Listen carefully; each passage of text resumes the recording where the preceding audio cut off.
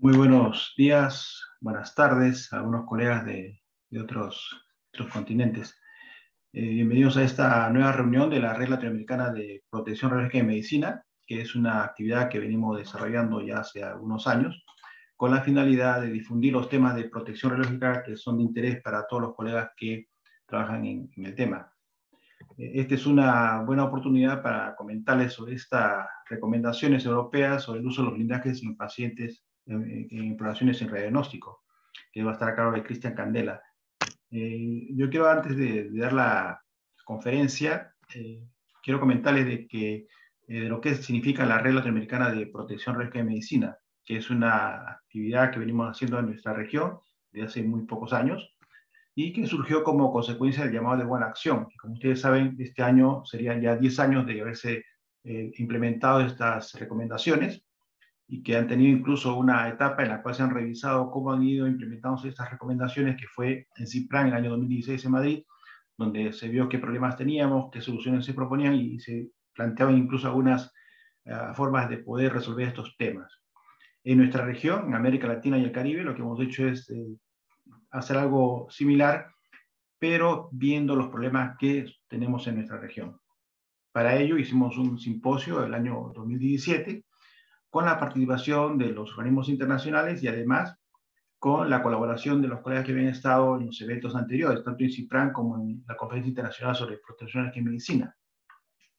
De esta reunión, donde se trataron varios temas, surgió la necesidad de crear un grupo de trabajo para ver cómo se podría ir implementando estas recomendaciones en nuestra región, ¿no? Este grupo después tomó el nombre de Red Latinoamericana de Protección Radiológica y Medicina, que básicamente es un grupo de colegas que trabajan de manera desinteresada con el objetivo de fortalecer la protección radiológica en las aplicaciones médicas en nuestra región. Aplicaciones de las radiaciones, por supuesto, y para lo cual brindan ellos su experiencia, sus conocimientos, su tiempo, para diversas actividades que se van desarrollando. Es una red abierta donde no es necesaria una suscripción, una inscripción, sino que directamente colaboran en diferentes grupos. Por ejemplo, en la traducción de documentos técnicos, en la divulgación, en las conferencias que estamos haciendo como está en la red. Y tenemos una página en Facebook también que tiene más de 10.000 seguidores. Hemos participado en varios eventos. Los más importantes en América Latina son los de protección radiológica y los de física médica. En ambos eventos hemos tenido participación a través de unos simposios o unos seminarios o unos mini simposios para tratar los temas que son de nuestro interés, ¿no? En la parte médica. Y también un producto de esta red es también los seminarios que actualmente este es el seminario número 40 de los que han empezado inicialmente como conferencias o seminarios web de la Red Latinoamericana de Protección de Medicina, que se diferencian de varios otros que hemos desarrollado porque son de color verde, no es un color verde, una variedad del verde. Y incluso hemos hecho algunos eventos como los simposios, que también está en nuestra colección de videos. Estos videos se pueden ver en nuestro canal, en YouTube. Tenemos más de 60 videos con más de 33.000 visualizaciones. Claro, todos nuestros videos y todo lo que hacemos es en función al llamado de buena acción, a ver cómo podemos ir resolviendo estos problemas en nuestra región, cómo se puede ir implementando las medidas, etc. Incluso todos nuestros videos, o gran parte de los videos, están en una caja de herramientas que ha elaborado el Organismo Internacional de Energía Atómica, donde hay una serie eh, de documentos, de videos, de cursos, de presentaciones, etcétera, que son herramientas útiles para implementar, o son herramientas útiles para implementar el llamado de buena acción. Esto es muy fácil de poder ubicarlo. Pueden ustedes hacer este seguimiento que lo van a ver con tranquilidad cuando vean el video, y van a encontrar, por ejemplo, las conferencias que hacemos, ¿no?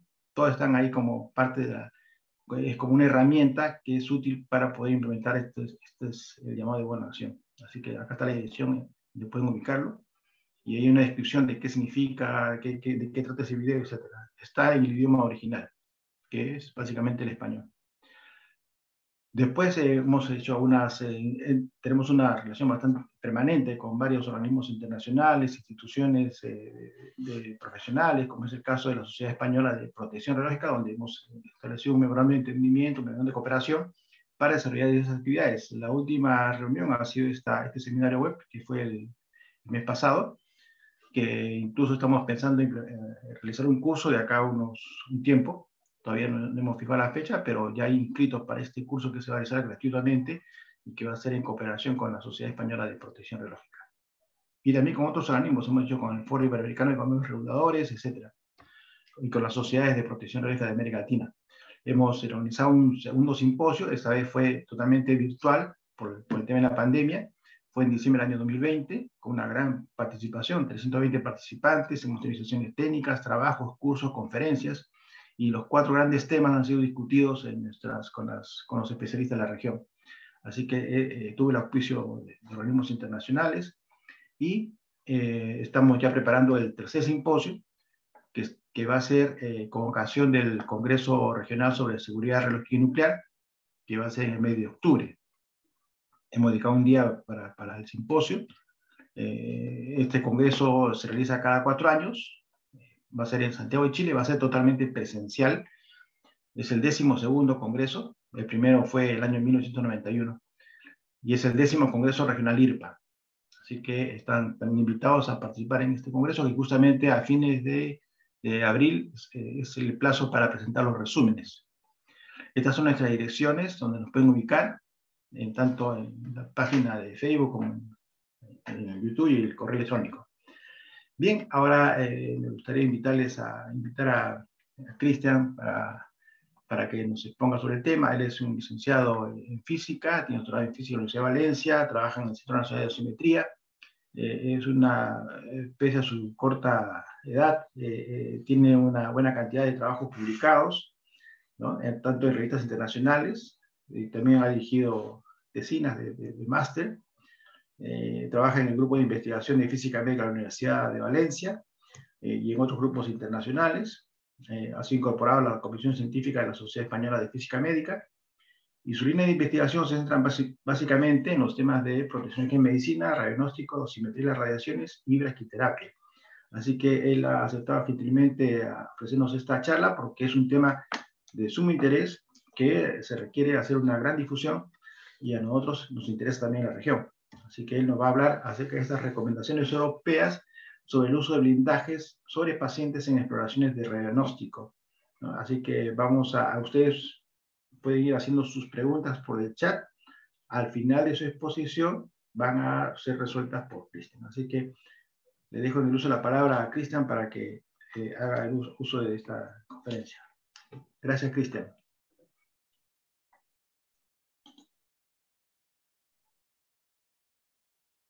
Tu audio. Vale, ahora creo que me escucháis, ¿verdad? Ahora sí. Vale. Pues nada, contaba que muchas gracias, Eduardo, por la presentación y sobre todo por la invitación, tanto a ti como a la red LAPRAM, porque bueno, es una gran oportunidad de difusión de estas recomendaciones, que es en la fase en la que nos encontramos actualmente. Como decía Eduardo, soy Cristian Candela, especialista en radiofísica hospitalaria, actualmente en el Centro Nacional de Dosimetría, y he tenido la oportunidad de participar en el grupo europeo que ha elaborado un poco estas recomendaciones que veremos al final de esta presentación. ¿Vale? Que paso a poner, creo que ya la podréis ver. Pero bueno, antes de llegar a estas recomendaciones europeas, vamos con algunos aspectos previos. Como muchos sabréis, pues el uso de blindaje sobre pacientes ha sido una práctica pues, bastante extendida y en algunos sitios sigue siendo una práctica extendida, que se introdujo ya hace unas 6 décadas, más o menos, y apenas ha cambiado esta práctica desde su introducción en todos estos tiempos. ¿Vale?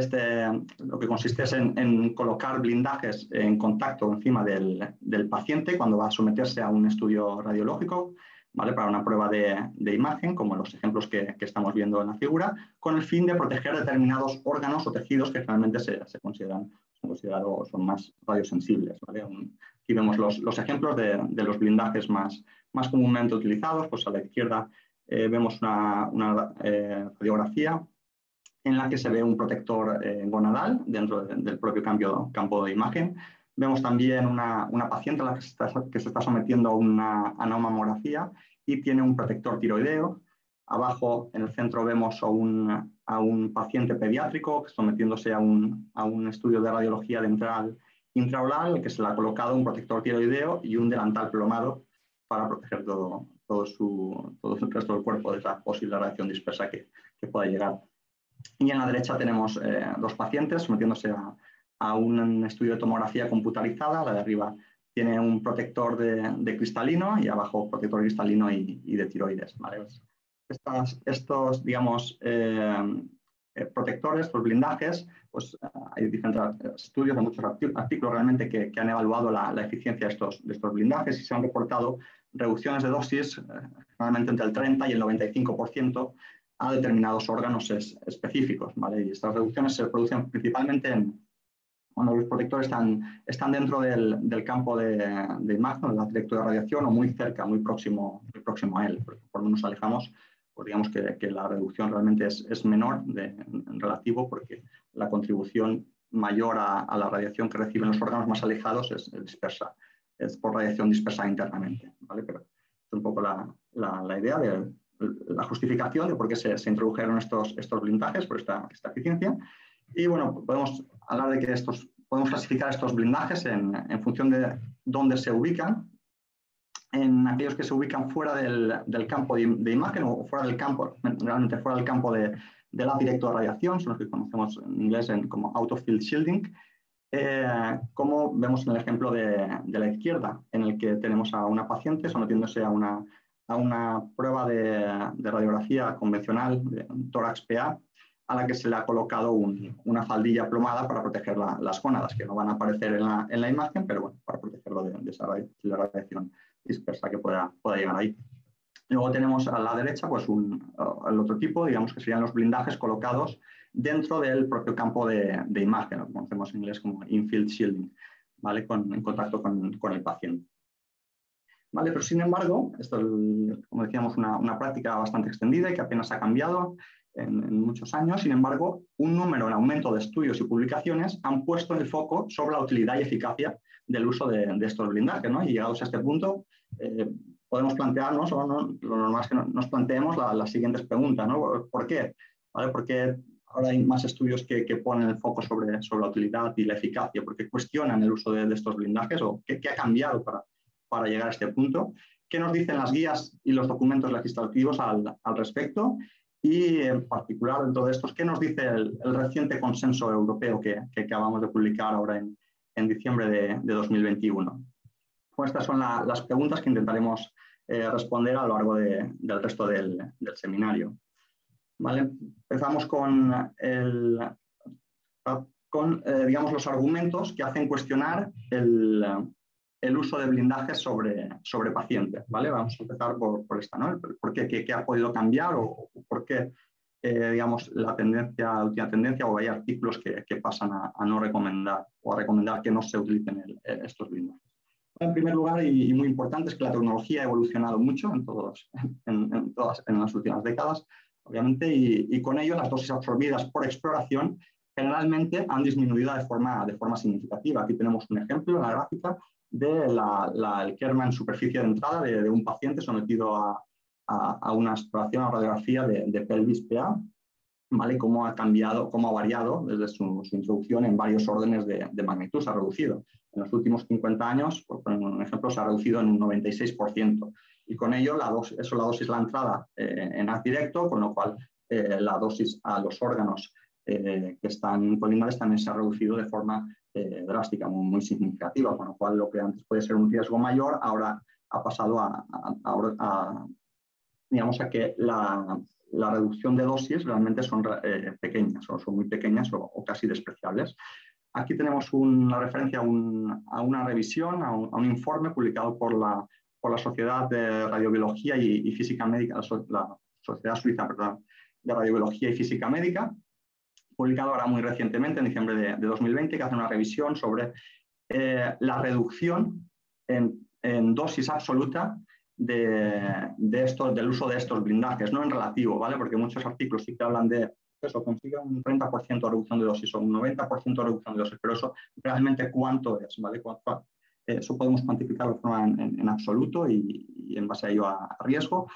Pues realizaron este estudio en base a la reducción de dosis absoluta, excluyeron del estudio a la radiología dental y lo que encontraron, ¿vale? La mayor conclusión, como la tabla para CT, pero también la tienen para el resto de modalidades de imagen, es que las reducciones de dosis en absoluto son realmente muy pequeñas.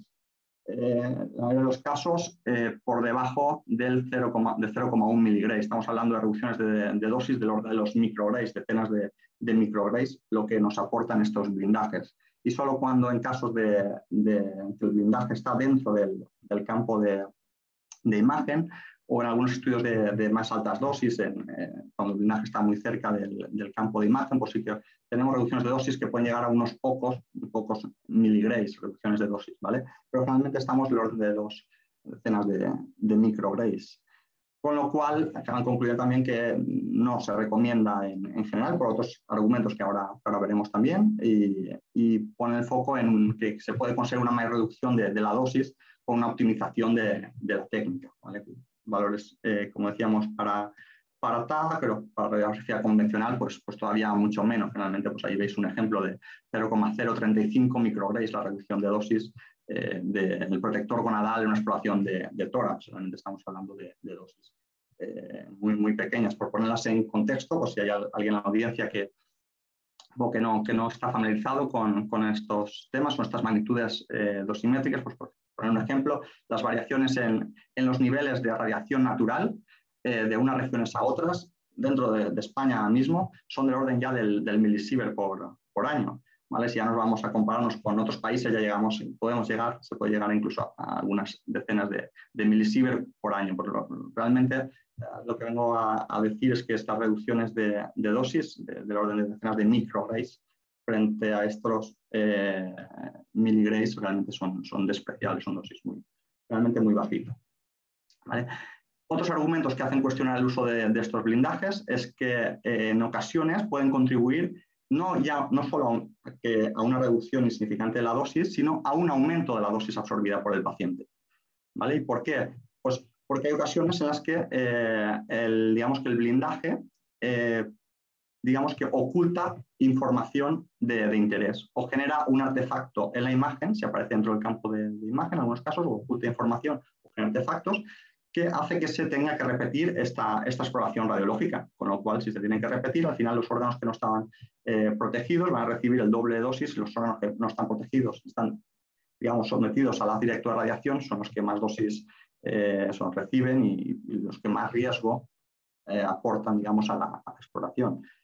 Con lo cual, pues, pueden hacer que se tenga que repetir. Por otro lado, hoy en día, normalmente, al menos en España y en gran parte de Europa, los equipos, la gran mayoría de equipos ya trabajan en modo de control automático de exposición o control automático de intensidad, en el que el propio equipo, propia modalidad de imagen, selecciona algunos de los parámetros de la exposición para ajustar la dosis al receptor de imagen, para conseguir siempre más o menos una imagen de una calidad aceptable. ¿Qué pasa? Que si interponemos blindaje dentro de este campo de imagen, ese control automático de exposición que tiene incorporado el equipo, lo que va a hacer es ajustar la técnica y decir, vale, hay algo que está atenuando mucho la radiación, como quiero tener una buena calidad de imagen, tengo que subir la cantidad de radiación que emito para compensar esa atenuación que está habiendo dentro del campo de imagen, con lo cual al final se está emitiendo una cantidad de radiación mayor en el caso de que el blindaje interfiera con este control automático de exposición o control automático de intensidad. Por poner un ejemplo de una referencia relativamente reciente, de 2018, en que Kaplan y los colaboradores realizaron un estudio con maniquíes, ¿vale? Realizaron radiografía de pelvis utilizando el control automático de exposición, que como decíamos está ampliamente extendido su uso, y realizaron el estudio tanto en un maniquí de adulto como en un maniquí que simulaba un niño de 5 años. ¿Vale? Hicieron el estudio con y sin blindaje gonadal, con lo cual evaluaron la eficiencia o cómo afectaba este blindaje cuando está colocado dentro de radiación primaria o dentro del campo de imagen. Y lo que encontraron es que el blindaje incrementó el producto dosis área en un 147% para el adulto y en un 63% para el pediátrico. Además, para aquellos órganos que no estaban protegidos directamente por el protector gonadal, se aumentó la dosis entre un 17 y un 100% en adultos y entre un 21 y un 51% en el maniquí pediátrico. Y por contra, la reducción de dosis en las gónadas, que era lo que estaba protegido, debajo del blindaje, sí que se redujo entre un 16% en el caso del adulto y un 67% en el caso del paciente pediátrico. Pero como decíamos, al resto de órganos tejidos se ha incrementado de forma significativa y además, si el blindaje no se ha colocado correctamente, entonces puede hacer que se requiera repetir esta exploración. Ojo también porque, bueno, en algunos casos alguien puede decir, bueno, lo coloco fuera del haz directo de radiación, o sea, fuera del campo de imagen, pero muy próximo a esto, que es donde algunos también dicen que tiene una eficiencia en una reducción de dosis en valor relativo alta. Ojo, cuidado en hacerlo en el caso de algunos tags helicoidales por el tema de trabajar con el modo de overscan, ¿no? Es que estos tags, digamos que empiezan a irradiar y empiezan a ajustar la técnica de irradiación incluso antes de lo que es la región que vamos a visualizar en la imagen, con lo cual, aunque el blindaje esté fuera, si está muy cerca, sí que puede afectar a la técnica seleccionada por el equipo y con ello la dosis al paciente. Ese es el otro argumento, ¿vale? Hasta ahora recopilemos. Reducciones de dosis muy bajitas, niveles de riesgo, reducciones de riesgo despreciables, posibilidad de aumentar la dosis al resto de órganos o tejidos. Y luego, otro de los argumentos también importantes es una posibilidad de la reducción de la calidad de imagen, por lo que apuntábamos anteriormente. ¿Okay? Si el blindaje está dentro del campo de imagen, pues puede ocultar su información de interés, o como vemos en el ejemplo de la diapositiva, en el que a un paciente se le ha colocado un blindaje de bismuto para proteger al cristalino, pues se genera alrededor de ese blindaje un artefacto, ¿no? Este artefacto podemos tener variación de números CT, en algún caso pues, puede ser válido para el radiólogo o especialistas, en otros casos no, este artefacto no son válidos y requerirían, no son aceptables y requerirían una repetición de la exploración.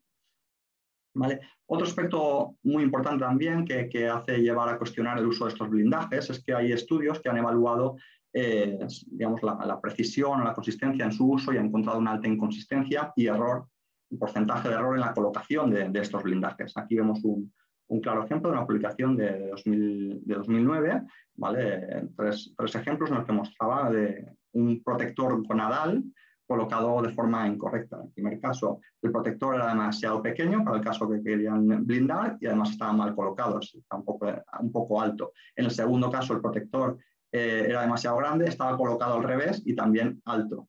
Y en el tercer caso era demasiado pequeño y estaba colocado lejos y en mala orientación. ¿Vale? Vemos algunos ejemplos, como decís, son ejemplos seleccionados aleatoriamente. ¿Vale? Pues, no es así. No es algo puntual, digamos, académico. ¿Vale? En el estudio evaluaron la precisión en la colocación de blindaje gonadal en pacientes pediátricos de 9 centros de Reino Unido y encontraron que solo un 38%, en promedio de esos 9 centros, un 38% del blindaje estaba correctamente posicionado. ¿Vale? Con lo cual, en torno a un 60% estaban mal colocados, con lo cual o se tuvo que repetir la exploración o aceptar una imagen con parte de la información clínica oculta. ¿Vale? Con lo cual, al final, el riesgo fue peor que el beneficio que pudo aportar ese blindaje. También ha cambiado el riesgo, el conocimiento, el conocimiento que tenemos sobre el riesgo radiológico. El tema de gónadas solo trataremos, pero bueno, por anticiparos, como sabéis, el riesgo se estima como la dosis equivalente a la dosis absorbida por varios órganos y con lo cual reducir la dosis en un órgano no necesariamente reduce el riesgo global o la reducción puede llegar a ser despreciable. ¿Vale? Si la reducción de dosis es muy pequeña comparada con la dosis que están recibiendo los órganos más expuestos, probablemente el riesgo apenas se está viendo afectado, digamos. Y después está en dos casos muy particulares, muy específicos, los que me gustaría hablar, digamos, porque son muy extendidos el uso de protectores en estos casos. Uno es la protección el uso de blindajes para proteger las gónadas, ¿vale? Es uno de los casos, como les comentaba, más más extendidos, más utilizados, y sin embargo, un poco por la percepción del alto riesgo, de la posibilidad de alto riesgo de efectos sobre la descendencia que había inicialmente cuando se empezaron a utilizar estos blindajes. Pero bueno, ya ICRP 103 ya concluyó que no hay evidencia científica de un efecto en humanos en los descendientes, ¿no? En cuanto a la exposición de las gónadas. Una exposición de las gónadas a este rango de dosis típicas que podemos encontrar en radiodiagnóstico, incluso más alta. No se ha visto evidencia de que eso vaya a provocar algún efecto en la descendencia. Y de hecho ICRP ya redujo en publicación 103 respecto a la publicación 60, ya redujo el factor de peso, que considera un poco la radiosensibilidad de estos órganos, en más de un factor 2, pasando de 0,20 que tenía anteriormente a 0,08, con lo cual realmente el riesgo de exposición de las gónadas es mucho menor del que se consideraba inicialmente cuando se empezaron a utilizar estos blindajes. En otro caso particular es el caso del feto, por la sensibilidad que tienen estos, estas irradiaciones, ¿no? Digamos que es una de las grandes preocupaciones, ¿no? El proteger el feto lo máximo posible, y eso hace que a veces de forma errónea intentemos sobreprotegerlo con algunos posibles efectos negativos que puede tener eso en algún caso.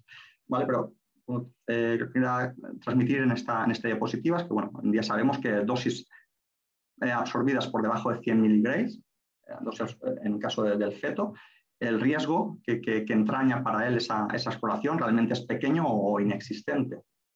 Y es en radiodiagnóstico, todos los niveles de dosis en los que nos encontramos, siempre estamos generalmente, en algún caso particular, de procedimientos de altas dosis.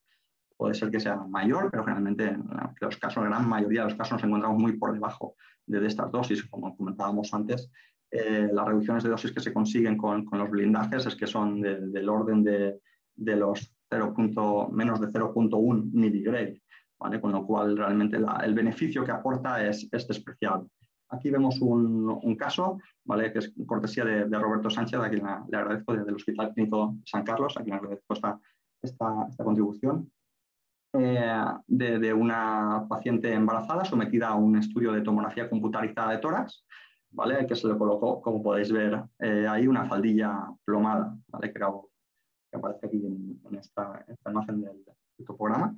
La dosis absorbida en útero sin protección estimada fue de 0,22 miligrays. La dosis absorbida en útero con la protección, 0,22 miligrays.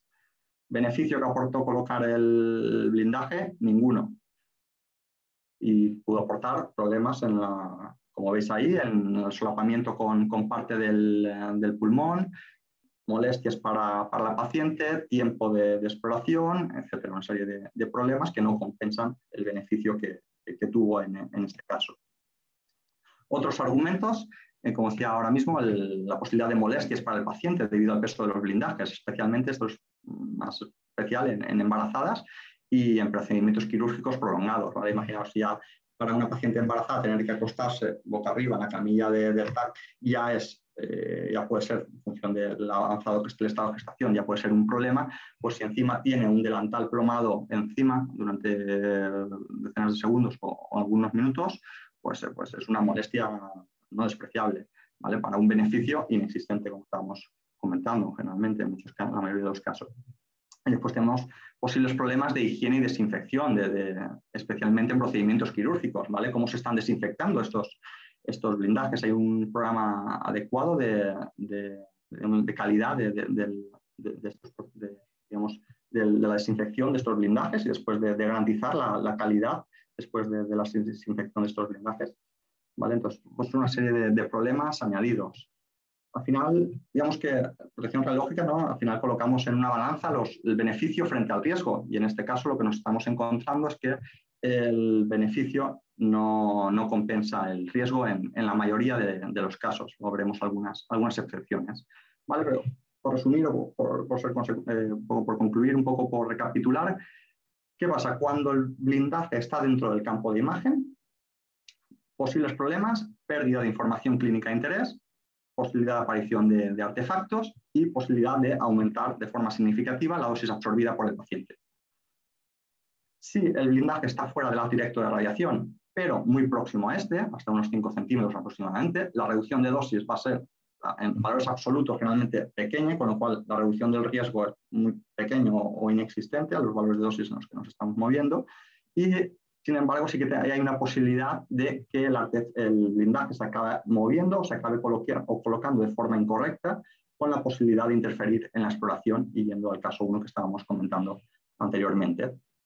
Y, en tercer lugar, tenemos que cuando el blindaje está colocado lejos del haz directo de radiación, realmente la dosis que está llegando a esos órganos que estamos intentando proteger, tal y como vemos en el ejemplo, en el diagrama de la figura, es por dispersión interna en el paciente, con lo cual la contribución del blindaje es despreciable, es casi nula, con lo cual la reducción de la dosis y por tanto del riesgo pues es despreciable, no aporta nada, prácticamente nada. ¿Vale? Con lo cual, consecuentemente, por lo que comentaba, a efecto riesgo-beneficio, pues en este caso, en la mayoría de los casos, en casos particulares, pero en la mayoría de los casos, el riesgo es mayor que los beneficios que puede aportar. ¿Vale? ¿Y qué nos dicen las recomendaciones nacionales e internacionales a este respecto, así como la legislación aplicable de distintos países? Para intentar contestar a esta pregunta, en 2019 iniciamos desde el Grupo Europeo de Dosimetría de las Radiaciones, EURADOS, el subgrupo, el grupo 12, dedicado a dosimetría en imagen médica, pues iniciamos un estudio de revisión bibliográfica de estos documentos para ver un poco si había consenso, si no lo había, en qué casos lo había y ver un poco cuál es la situación actual. ¿Vale? El estudio pues, se inició en 2019, en 2021 publicamos el artículo, ahí tenéis la referencia por si alguien quiere profundizar en el tema. Y aquí voy a resumir, el documento el artículo es bastante extenso, bastantes detalles, pero bueno, aquí voy a resumir algunos puntos principales. ¿Vale? Consistió en una revisión de 83 documentos, tanto legislativos 34 como de recomendaciones de organismos científicos, ya sean nacionales o internacionales, ¿vale? Procedentes de 32 países, principalmente europeos, como vemos en el círculo de la derecha, en azul, y también de 6 organismos internacionales. ¿Vale? La mayoría de los documentos que revisamos están publicados en la última década, aunque había algunos sí que de hace unos 30 años, ¿vale? Pero en casos muy puntuales, pero que seguían aparentemente recomendaciones que seguían aparentemente en vigor en el país donde se generaron, pero la mayoría sí que venían de los últimos 10 años. Y pues también por comentar que es importante, ¿vale? De aquí excluimos los artículos científicos, ¿vale? Era una revisión de recomendaciones de organismos nacionales o internacionales o documentos legislativos y centrada solo en protectores fuera del haz directo de radiación, porque consideramos que el haz directo de radiación estaba un poco más claro. Vale. Por poner un par de ejemplos entre esos 83 documentos, pues estaba, por ejemplo, como documentos muy recientes de gran impacto, pues estaba el documento de la APM, la Sociedad Americana de Física Médica, que muchos ya conocéis, de 2019, en el que se recomienda que se dejen de utilizar los blindajes gonadales y fetales, ¿vale? Argumentando que la repetición de imágenes, el posible aumento de la dosis del paciente y el beneficio mínimo cuestiona el objetivo inicial de estos blindajes. Y digamos que sí que ponían como posibles excepciones donde se podría llegar a valorar pues, aquellos pacientes con mucho miedo o ansiedad por exposición a radiación, ¿no? Pues bueno, pues digamos, sí que hay un beneficio por evitar la ansiedad de ese paciente y que se le pueda realizar ese estudio a ese paciente, es lo que aquí un poco reconocían en este documento. Este documento era bastante reducido, bastante escueto y al grano. ¿Vale? Tenemos este otro documento de gran importancia, ¿vale? de mucho valor, del BIR británico, ¿vale? Donde sí se hace un análisis mucho más tallado para cada tipo de procedimiento radiológico y órgano a proteger, un documento de más de 30 páginas, ¿vale? que os recomiendo revisar a aquel que quiera profundizar más en el tema que estamos tratando hoy aquí. Y digamos que concluían que el blindaje proporciona un beneficio mínimo o inexistente en la mayoría de los casos y que los profesionales se deberían concentrar centrar más en otros aspectos de la protección radiológica del paciente que son más efectivos. ¿Vale? Aunque transmite una recomendación general de no usar blindaje, también analiza algunas excepciones donde podría considerarse su uso. Vale. Pues bueno, eso es un ejemplo de todos los documentos que consideramos, pero muchísimos más. Con ellos construimos una base de datos en la que para cada uno de los documentos revisados pues indicábamos el país y organismo que había emitido esta recomendación o documento legislativo, qué protocolos de imagen consideraba en ese documento, qué tipo de pacientes, si eran pediátricos, adultos, todos, qué órganos a proteger estaba considerando, el año de publicación y la conclusión principal, que clasificamos entre recomienda el uso del blindaje, no recomienda el uso del blindaje o no se menciona o bien no es suficientemente claro, ¿vale? Que ahí también nos encontramos demasiados casos en los que las recomendaciones o el documento legislativo era muy ambiguo, ¿vale? En cuanto a en qué casos tengo que aplicar el uso del blindaje. Ahora veremos algún ejemplo. Y consideramos todas las modalidades de imagen, tanto radiografía general, fluoroscopia, mamografía, TAC y radiografía dental. ¿Vale? Aquí vemos una gráfica a modo de resumen, como os decía, pues, el documento es bastante extenso, es difícil resumirlo en una única gráfica, pero bueno, vemos para cada cuadro en rojo pues está una modalidad de imagen, radiografía, una barra de documentos que recomiendan o posiciones que recomiendan el uso de blindajes y la otra de no recomienda. Y fijaos que prácticamente son iguales, tienen prácticamente el mismo número de documentos que recomiendan como que no recomiendan. ¿Vale? Fluoroscopia, TAC, mamografía. Mamografía sí que vemos que hay un mayor número de documentos que no recomiendan el uso de blindajes o que recomiendan no usar el uso de blindajes frente a los que sí. ¿Vale? Pero en general vemos recomendaciones contradictorias y un aparente mayor consenso en no blindar las gónadas femeninas y no blindar en mamografía. ¿Vale? Lo de las gónadas femeninas, ¿por qué? Porque la diferencia respecto a las masculinas, porque lo que se ha visto es que sobre todo en pacientes pediátricos la ubicación de estas gónadas realmente cambia de una paciente a otra, incluso con la edad, con lo cual centrar bien el blindaje cuando además no ves esa posición externamente, probablemente consiste en un juego casi de azar, que lo coloques centrado correctamente. ¿Vale? En cambio, en el caso de las gónadas masculinas, pues visualmente es mucho más evidente encontrarlas y colocarlas correctamente. ¿Vale? De ahí esa diferencia, ¿vale? Pero vamos entre las conclusiones de este artículo de revisión, es que generalmente, una de ellas, generalmente no hay requisitos legislativos en cuanto a su uso específico, si bien en algunos países sí es obligatorio disponer de estos blindajes sobre pacientes. Un ejemplo es el de España, el Real Decreto 1085-2009, ¿no? Que se indica que en las instalaciones se deberá disponer las prendas de protección adecuadas con objeto de que sean utilizadas por el operador y para proteger al paciente si fuese necesario. Claro, pero no entra a mojarse cuando es necesario o quién es responsable de indicar si es necesario o no es necesario. ¿Vale? No estoy diciendo que esté bien y que esté mal. Sí, es verdad que es normal que los documentos legislativos no entren en detalle en este detalle, decir en qué casos sí se tiene que hacer o cómo específicamente se debe de hacer esa protección, ¿vale? Porque eso puede cambiar con el tiempo, con lo cual dejaría absoluto un real decreto y eso sí puede ser un problema. Pues entiendo que no se entre en ese nivel de detalle. En ocasiones queda un poco ambiguo el decir si fuera necesario.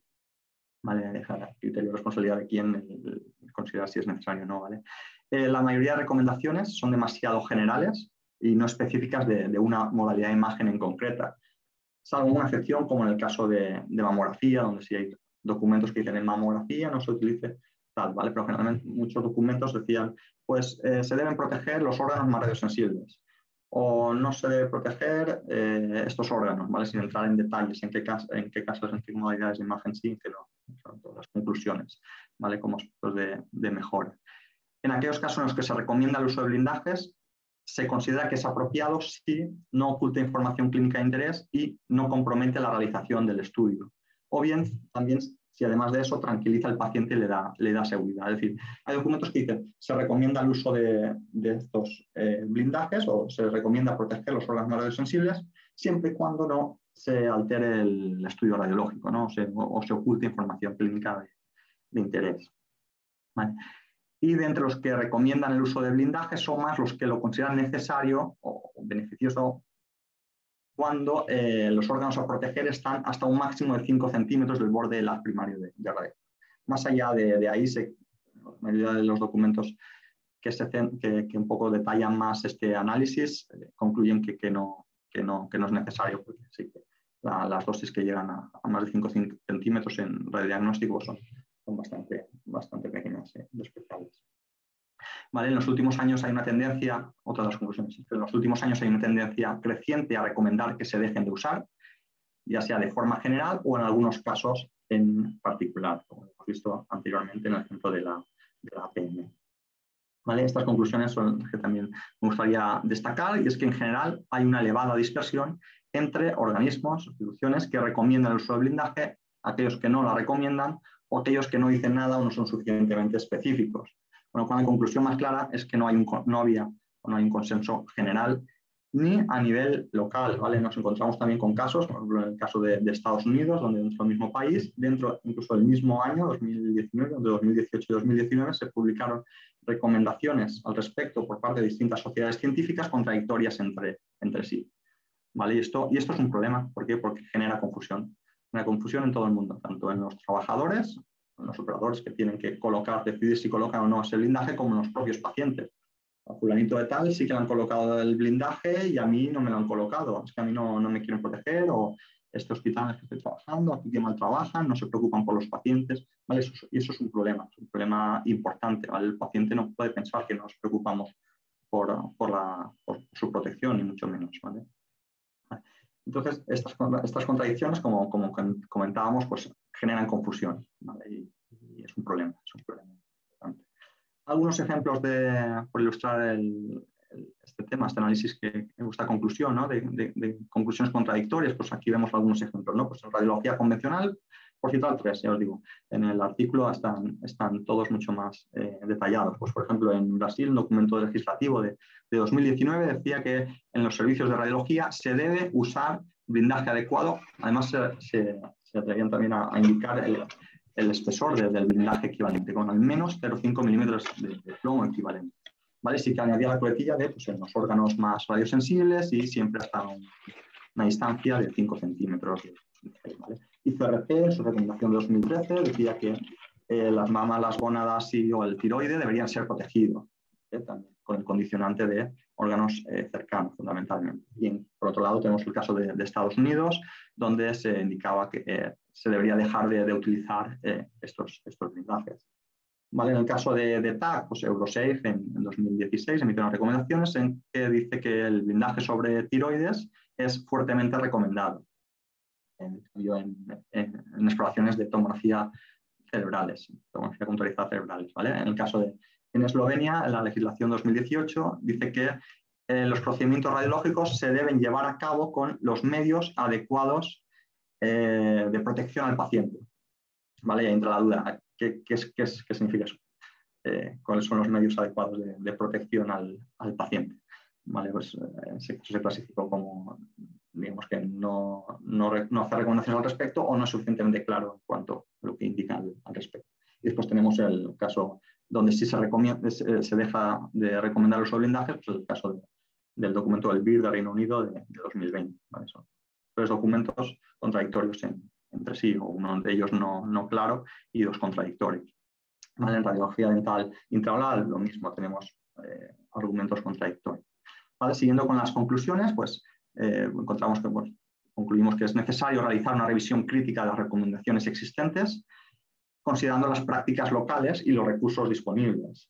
Algunos documentos tienen más de 3 décadas o las recomendaciones no son consistentes con la evidencia actual y, por lo tanto, deben ser actualizados para evitar lo que comentábamos antes de la confusión, para homogeneizar la práctica y que sea una práctica lo más adecuada posible con la evidencia científica actual. Y, por último, se necesita un consenso general, ¿vale? Con el fin de reducir la incertidumbre, la confusión y la confianza. Los profesionales sanitarios deben ser adecuadamente entrenados o informados y tener el conocimiento suficiente para identificar cuándo y cómo usar el blindaje sobre pacientes. Esto es fundamental. ¿Vale? Es importante que los pacientes también reciban una información adecuada y tengan la oportunidad de discutir la relación riesgo-beneficio del uso de estos blindajes. ¿Vale?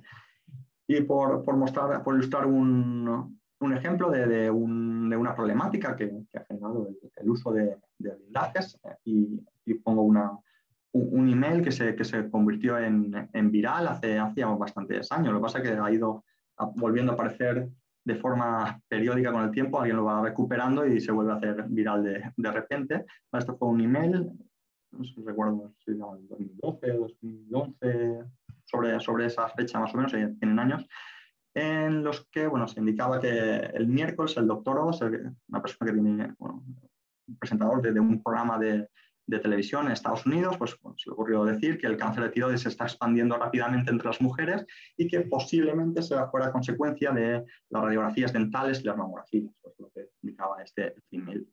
Y además decía que el delantal, los radiólogos dentales, digamos que tienen que proteger el tiroides, pero acá hay veces, normalmente dicen, no lo usan ni avisan, ¿no? Resaltándolo en mayúscula, en plan de que en poco se preocupan por nosotros o que mal hacen su trabajo, y con que tienes que solicitárselo.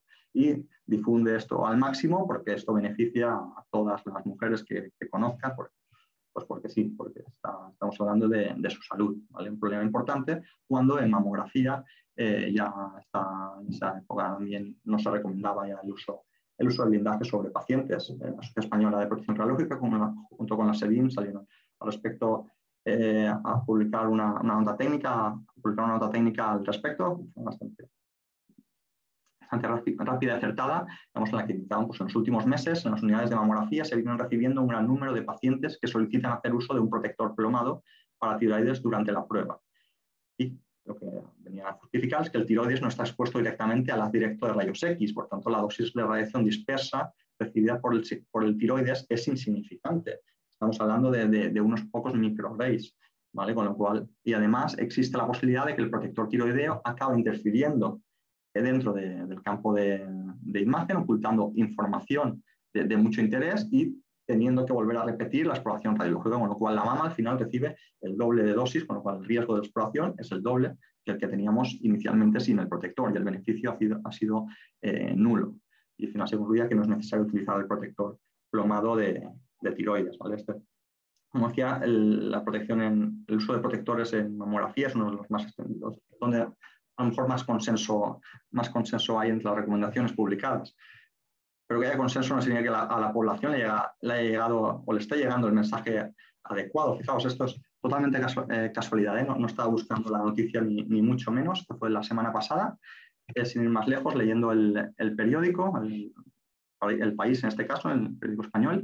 Había una noticia sobre el cáncer de mama metastásico, la pandemia silenciada, ¿no? Y cuando entraba la noticia, como fotografía principal, se veía una simulación de una paciente, ¿no? A la que le realizaban una mamografía, y si se fijan, tiene un collarín plomado y faldilla plomada, ¿vale?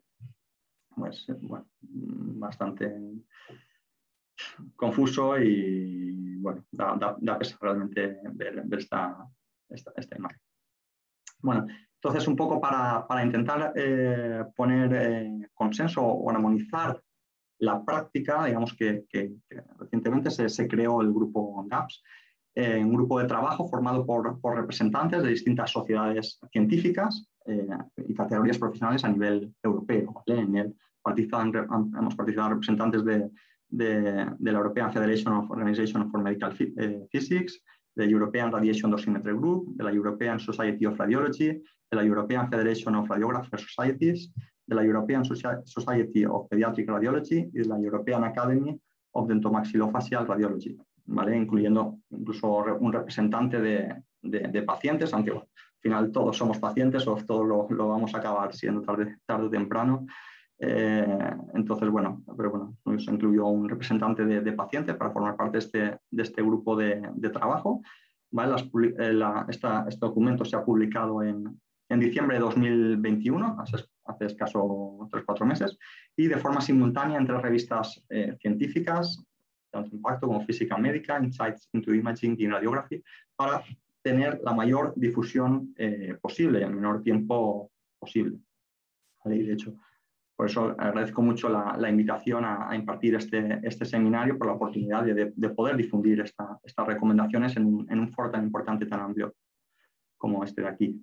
¿Vale? Las recomendaciones emitidas pues, fueron agrupadas por órgano y por modalidad también por modalidad de imagen. ¿Vale? Y quiero dejar claro que el principal objetivo del documento de consenso es, digamos, fomentar o intentar armonizar la práctica en cuanto al uso de blindaje sobre pacientes y utilizar una práctica, digamos, lo más consistente posible con la evidencia actual, menos con la tecnología con la que contamos en Europa. ¿Vale? Y de ello se concluye que en la mayoría de los casos, aunque analizaré caso por caso, en la mayoría de los casos el uso del blindaje sobre pacientes no está recomendado. ¿Vale? Quiero destacar también que el documento no es muy extenso, ¿vale? No tiene una larga lista de bibliografía porque no es un documento de revisión bibliográfica, ¿vale? Para eso ya existen otros documentos, ya se han publicado otros documentos, como por ejemplo el del BIR, ¿vale? Si quiere profundizar, pues ahí tiene bastante detallado cada caso en particular. Simplemente aquí, tomando la información de todos esos documentos de revisión bibliográfica, pues lo unimos y emitimos estas recomendaciones para generar un poco de consenso, una información de consenso. Ya entrando a cada caso en particular, ¿vale? Se considera la protección de distintos órganos o tejidos, ¿vale? Uno de ellos es el blindaje de gónadas, que como contaba anteriormente su uso es el más extendido, ¿no? El protector gonadal o un delantal plomado o faldilla plomada para proteger las gónadas por la percepción un poco de ese alto riesgo que puede tener la radiación ionizante sobre la descendencia, ¿no? Que no es así, que la facilidad de uso, especialmente en hombres. Bueno, lo que se concluye es que la reducción de riesgo es despreciable o inexistente en general cuando está fuera del campo, y si está dentro del campo y digamos, interfiere en la imagen radiológica es un problema, se tiene que volver a repetir, con lo cual en general no se recomienda el uso del protector gonadal de forma general. ¿Vale? Después tenemos el caso se considera el caso del blindaje de la glándula tiroidea, ¿vale? Por la alta radiosensibilidad que tiene, especialmente en pacientes pediátricos.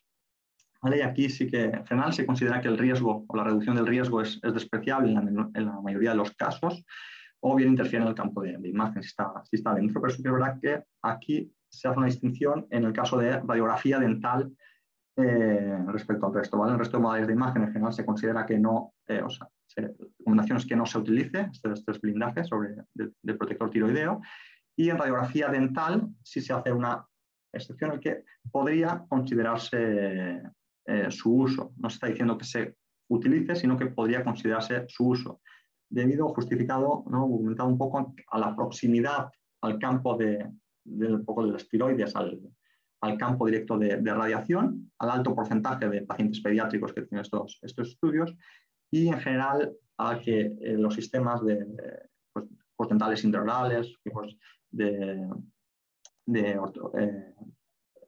ortopantografía, no utilizan control automático de exposición, con lo cual a veces, aunque aparezcan dentro de la imagen, hay veces que puede artefactar, con lo cual hay que ocultar información de interés, con lo cual hay que llevar mucho cuidado, pero hay ocasiones en las que no, con lo cual pues, se puede considerar utilizar ese protector tiroideo, ¿vale? Pero en cualquier caso se debe hacer con cautela y consultando a un especialista en física médica que asesore al personal que trabaja en esa sala para ver también el funcionamiento del equipo, si está utilizando este control automático de intensidad, posición o no, en qué caso, y cómo colocar ese blindaje y en qué casos se puede llegar a considerar, ¿vale? Pero en general no está recomendado en el resto de modalidades de imagen.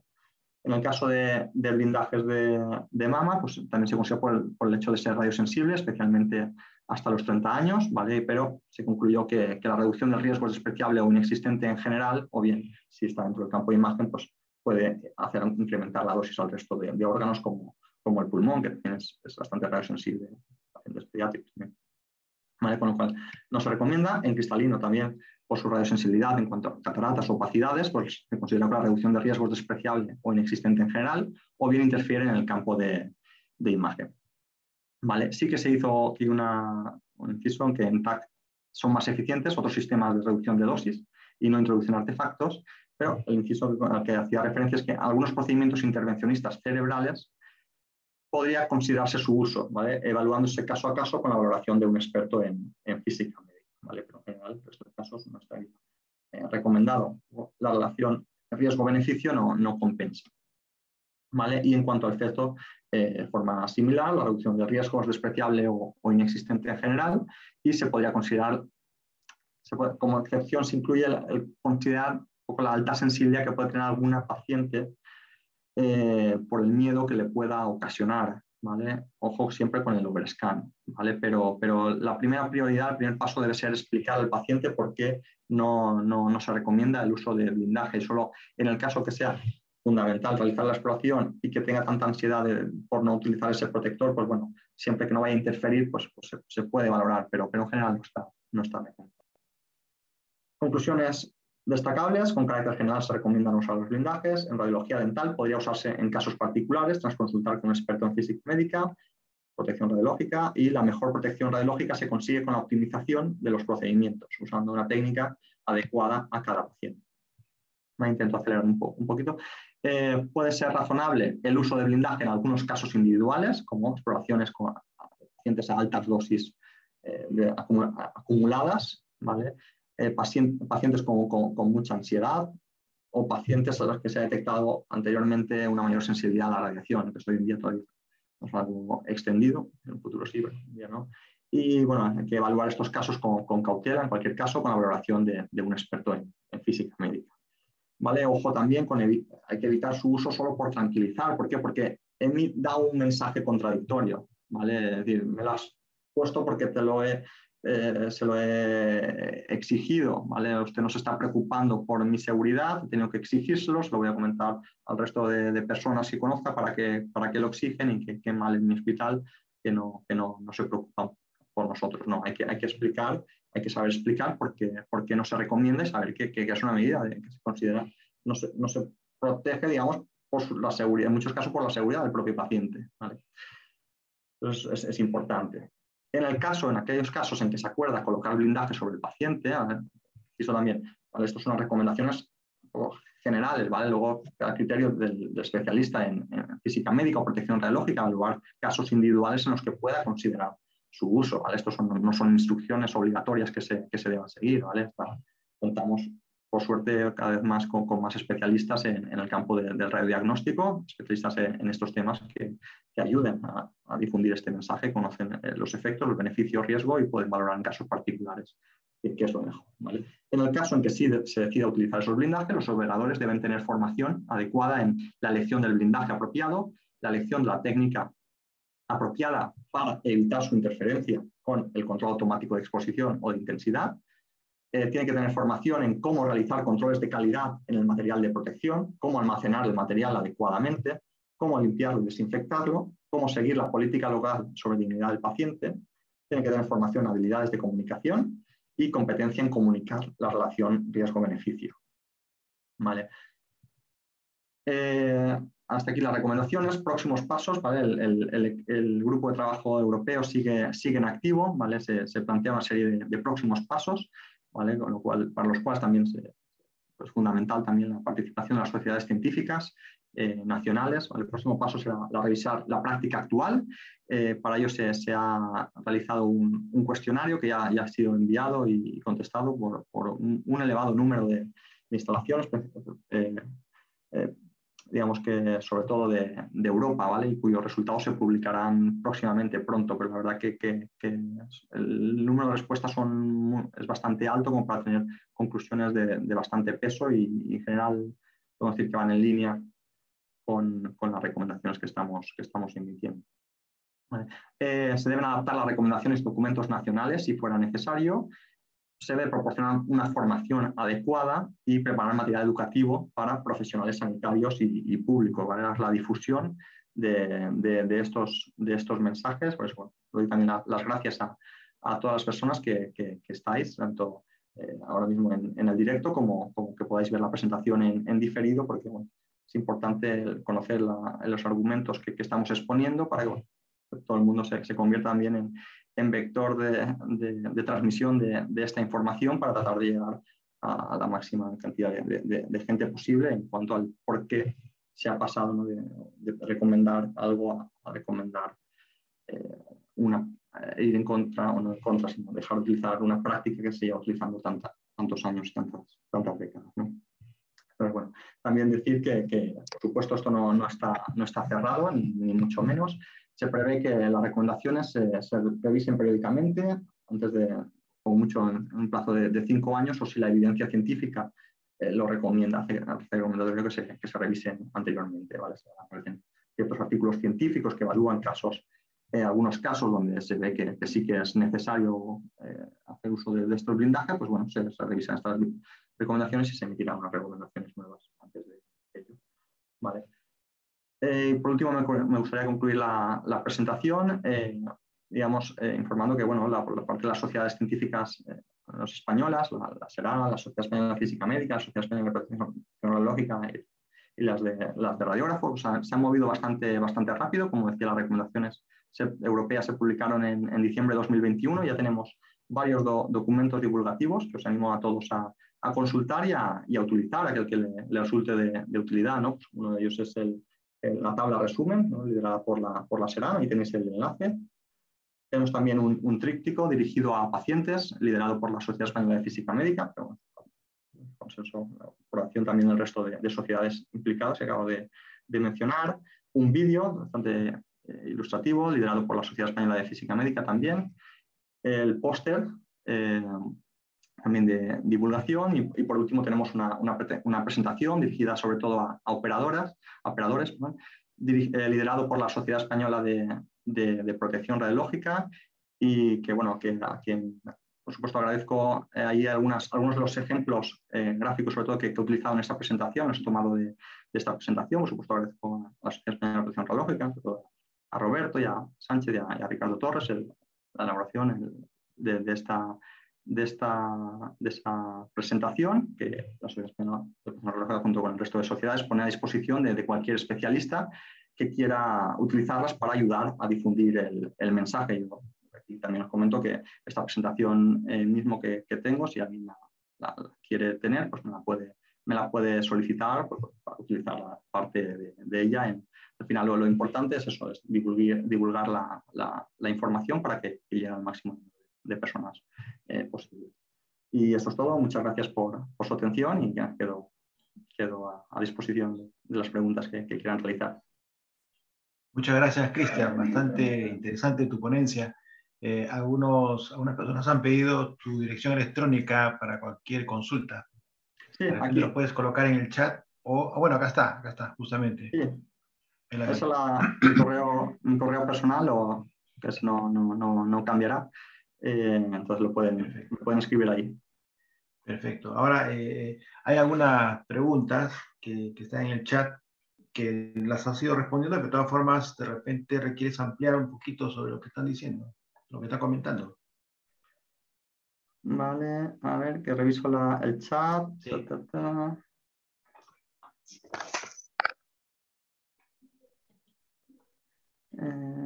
Vale, Margot Prieto comenta: buenos días con todos. En el caso de pacientes embarazadas, a ver, si usar el mandil de plomo no genera mucho beneficio en disminuir la dosis en el feto, ¿se podrá dejar de usar entonces independientemente del tiempo de embarazo? Efectivamente, las recomendaciones van en esa línea, ¿vale? La protección realmente es despreciable cuando el feto no aparece en el campo de imagen. Y si aparece en el campo de imagen, es que ponerle ese protector va a interferir en el estudio radiológico. No aporta. En ese caso sería peor colocarlo en general, ¿vale? Con lo cual, de forma general, no se recomienda el blindar el feto. ¿Vale? Jorge ya ha comentado el tema del factor psicológico. Sí, se ha considerado también en las recomendaciones como posible caso de excepción, pero en general no se recomienda, solo por el hecho de tranquilizar. ¿Por qué? Porque empezamos a enviar un mensaje contradictorio. Ya en algunos sitios sí que se utiliza, en otros no, con lo cual acaba siendo confuso y al final perdiendo efectividad este consenso, digamos. Vale, Lady Arias comenta: ¿cómo implementar esta actualización en una institución? En Colombia hay marco legal para las instituciones. Se puede implementar según lo que quería modificar cada institución, y podemos usar estas investigaciones como justificación. Gracias. Vale, exacto. Ahí depende desde mi punto de vista, y ahora hablo a título personal, no ni mucho menos en nombre del grupo europeo, ¿vale? Yo creo que lo importante es que las sociedades científicas a nivel regional o de un país determinado evalúen estos argumentos que hacen cuestionar el uso de blindajes, que valoren si aplica en su región o no aplican en su región, y bien digamos que digan si están de acuerdo con estas recomendaciones, por tanto, son las que se deberían seguir, o bien matizan algún caso contradictorio, con lo cual de ayudar digamos, a poner claridad, a clarificar este tipo de dudas, ¿vale? Que comprende con que sí, la de Colombia, las recomendaciones vienen en Europa, en un marco puede ser diferente, ¿vale? Con lo cual, desde mi punto de vista, yo creo que sería muy útil que sociedades científicas de América Latina dieran o escribieran una nota técnica de si están de acuerdo con estas recomendaciones, o digamos que se engloban estas recomendaciones o no, ¿vale? Después hay que considerar el marco legal. Hay algún país donde puede quedar establecido que es obligatorio utilizar estos blindajes. Ahí entramos en un problema, porque hay veces que en algún caso incluso lo hemos visto que de algún país donde incluso se recomienda, se obliga, incluso en casos en los que es contraproducente. Entonces, ahí entramos en un problema, porque o vas en contra de la legislación o vas en contra de lo mejor para el paciente. En este caso, yo estaría por ir a hacer lo mejor para el paciente en este caso, pero obviamente hay que analizar caso por caso en los países de América Latina. ¿Vale? Se debe evaluar y después, bueno, está el caso de, bueno, por suerte hay expertos en protección radiológica formados en distintas instalaciones que pueden, en el caso de que no haya este marco normativo a nivel local o de recomendaciones a nivel local, pues puede evaluar estos argumentos que hemos presentado, es decir, ¿vale? Se aplican en mi instalación, se cumplen, ¿vale? Estamos utilizando control automático de exposición, también las dosis están optimizadas, las dosis son muy bajas, y por lo tanto se cumplen estos argumentos, y con lo cual yo también considero que no son necesarias y no se deberían utilizar, y las aplique en su propia instalación. ¿Vale? Vale, Joana pregunta, ¿se concluye entonces que en mamografía el uso del protector tiroideo no es recomendable? Efectivamente, eso es, la reducción de dosis es del orden de, creo que hablaba un artículo de Estados Unidos del orden de los 2 micrograys o algo así, son reducciones de dosis ridículas comparadas con el fondo radiactivo natural, por ejemplo, y en cambio puede tener problemas en cuanto a si aparece dentro del campo de imagen. Vale, tenemos, bueno, muchas gracias por vuestras felicitaciones. Vale, Julio Estrada pregunta, ¿tiene información acerca de la radiación absorbida en un estudio de diagnóstico CT versus con la dosis umbral del órgano en un estudio de diagnóstico? Julio, yo le recomendaría revisar en el consenso europeo, sí que tenemos, si quiere me puede escribir, sí que se hace referencia a algunos documentos que apoyan los argumentos que se indican, pero si quiere entrar con más detalles, sí que le recomendaría el documento de BIR de Reino Unido, ¿vale? que he referenciado anteriormente también, ¿vale? de 2020, ¿vale? Porque, como le decía, tiene un documento que tiene más de 80 páginas, muy detallado, digamos, modalidad de imagen por modalidad de imagen, tiene un apartado de tomografía computarizada con múltiples referencias bibliográficas. ¿Vale? Esta es una de ellas que le recomendaría. Y creo que no me he dejado ninguna. Eduardo. Sí, no, está bien. Esa era la última pregunta. Por lo demás, hay muchos saludos, felicitaciones por el trabajo, y acaba de aparecer otra pregunta más. Vale, pregunta. ¿Tiene algún sentido utilizar los accesorios atenuadores de radiación en los estudios de diagnóstico de PET-CT en las imágenes moleculares o estudios híbridos? Aquí es que en el caso del PET, desde mi punto de vista, el estudio no, las recomendaciones sí que no entran en temas de medicina nuclear, pero interpretándolo así a bote pronto, a primera vista, en el caso del PET, donde queremos detectar fuera del paciente la radiación que está emitiendo el propio paciente, colocarle blindaje sobre el paciente puede ser contraproducente, puede ser un problema. ¿Vale? Y generalmente en TAC, en la mayoría de casos, tampoco está recomendado, con lo cual en la híbrida tampoco le veo esa ese interés. No, en principio no se debería considerar, salvo algún caso particular que se te venga a la cabeza que se podría analizar algún caso puntual, pero de forma general no. Muy bien, Cristian. Solamente para comentarles que hoy día en la tarde vamos a colocar el video. Tienen la página la vamos a colocar básicamente en Facebook, en Red La Pran. Ahí va a estar el video y también comentaste de que podías proporcionar las diapositivas, la presentación de hoy. Así que si desean también se les puede proporcionar. Lo envías y lo podemos distribuir a quienes gusten. Vale, perfecto. Y ahora acabamos y se lo envío. Perfecto. Así que bueno, excelente conferencia, excelente exposición, un tema muy interesante. Vamos a ver también cosas similares que se pueden hacer en la región, en nuestra región. Así que esta ha sido una reunión iberoamericana, porque he visto varias personas de España, amigos de España que están en la reunión, así que una cita muy, muy importante, muy interesante. A todos los que han participado, muchas gracias. Cristian, nuevamente el agradecimiento, ha sido una exposición muy buena. Así que estaremos en comunicación. Cualquier cosa, tienen tu correo y te pueden escribir directamente. Muchas gracias a vosotros. Ha sido un placer. Gracias, Cristian. Gracias a ustedes. Nos vemos hasta el próximo mes, que estamos celebrando ya el 4º año de la Red La Pran con los seminarios web. Así que nos vemos el próximo mes. Gracias. Hasta luego. Hasta pronto. Gracias.